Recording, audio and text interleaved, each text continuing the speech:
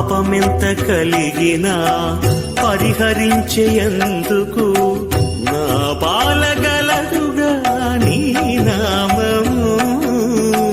పాపమెంత కలిగినా పరిహరించేందుకు నా పాలగలదుగా నీ నామము. కోపమెంత కలిగినా కొచ్చి శాంతమిచ్చుటకు చేపట్టి కలవుగా నా చిత్తములో నీవు.